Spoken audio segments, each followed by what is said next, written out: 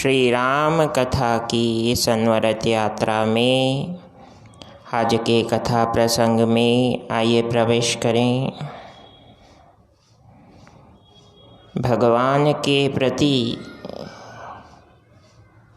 एक ऐसा भाव जो जीव और शिव में सदैव समन्वय बनाए रखने का कार्य करता है, उस भाव को आज समझने और आत्मसात करने का संकल्प मन में लेने का प्रयास करते हैं, क्योंकि संकल्प पर हम बातें करें वह अच्छी बात है, लेकिन संकल्प करने के साथ साथ उसे जब तक जीवन में लागू नहीं किया जाता तब तक सभी बातें व्यर्थ हो जाती हैं। True determination and deep faith towards Lord whom we believe, it is the main objective of today's कथा प्रसंग। भक्त को भगवान के प्रति विश्वास होता है और होना भी चाहिए, लेकिन एक साधारण व्यक्ति के लिए क्या, उस व्यक्ति के लिए क्या जो भगवान में विश्वास करने की अपेक्षा अपने कर्म को ही भगवान माने। उस व्यक्ति के लिए आवश्यक है कि वह अपने कर्म को करते करते उसे ही पूजा पद्धति बना सकता है, और जब वह व्यक्ति अपने कर्म को पूजन पद्धति के रूप में विकसित करता है, तब परमपिता परमात्मा की कृपा उस जीव पर होती है।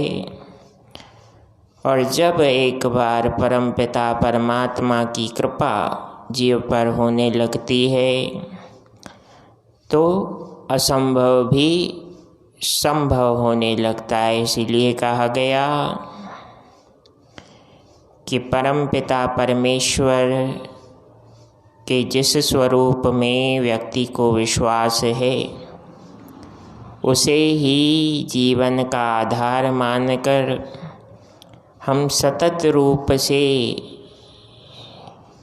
किसी को दुख दिए बगैर अगर कर्म मार्ग पर चलते हैं और लक्ष्य को पाते हैं तो व्यक्ति को दोष नहीं लगता।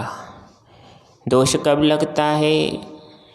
जब व्यक्ति प्रायः अपने लक्ष्य को पाने के लिए बनाए गए उचित मानदंड,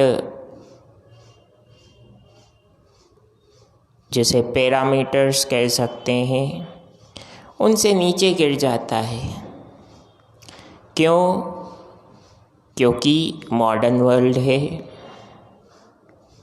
हर कोई चाहता है that whatever I need, I want it as soon as possible. What would be the means of achieving that? It doesn't matter. Here is the problem. हमारा मार्ग ही तो निर्धारित करता है उचित और अनुचित क्या है। हम अगर कहें कि बस लक्ष्य को पाना ही सब कुछ है, बाकी रास्ता कोई भी अपनाया जाए, नहीं, उसकी अनुमति श्री राम नहीं देते। प्रभु श्री राम का जीवन ही उचित मार्ग पर चलने की प्रेरणा देता है व्यक्ति को, और प्रेरणा वही दे सकता है जो खुद जीता हो। अन्यथा शब्द कई बार मनोरंजन का साधन हो जाते हैं।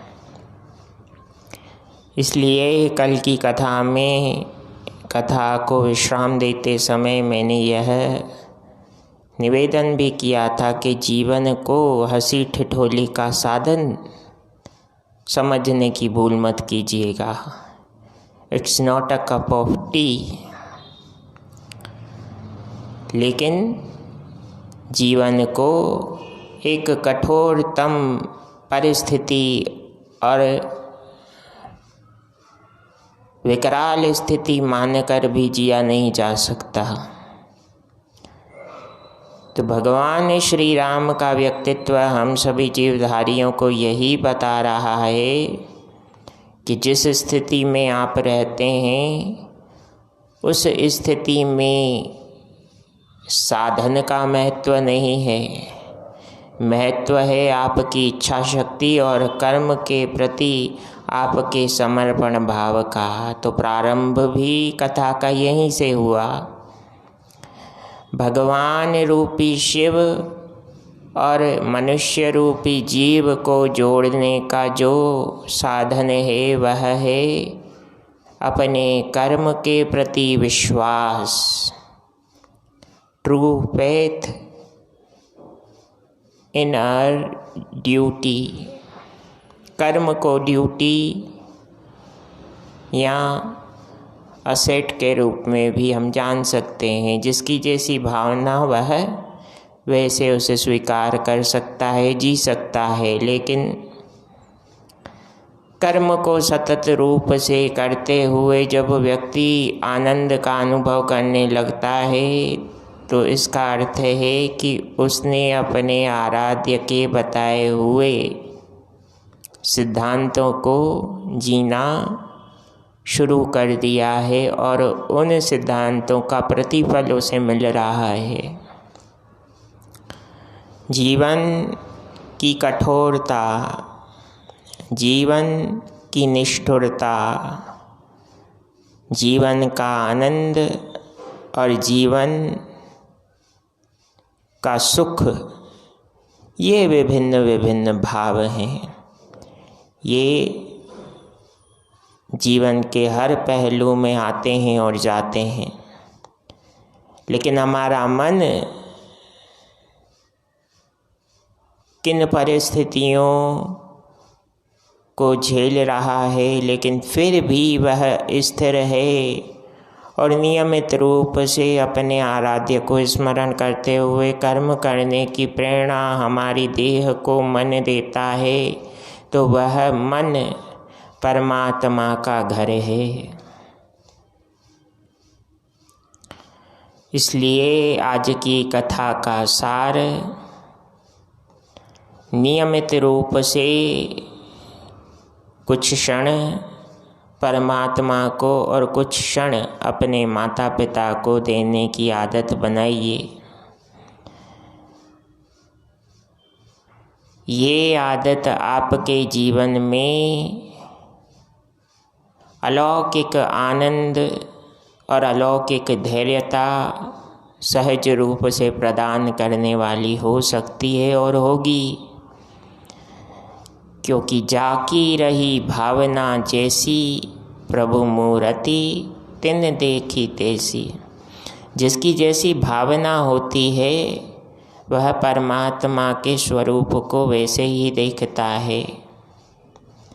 भगवत भक्त हर जीव में परमात्मा का स्वरूप देखे। भगवान का भक्त हर पत्थर में ईश्वर का स्वरूप देखता है। और कई ऐसे भी जीव हैं जो भगवान के प्राण प्रतिष्ठित प्रतिमा के प्रति वह आनंददायी भाव पैदा नहीं कर पाते, क्योंकि परमात्मा की अभी इच्छा नहीं है कि वह जीव ईश्वर के निकट आए। उसके लिए that person will have to work hard more and more।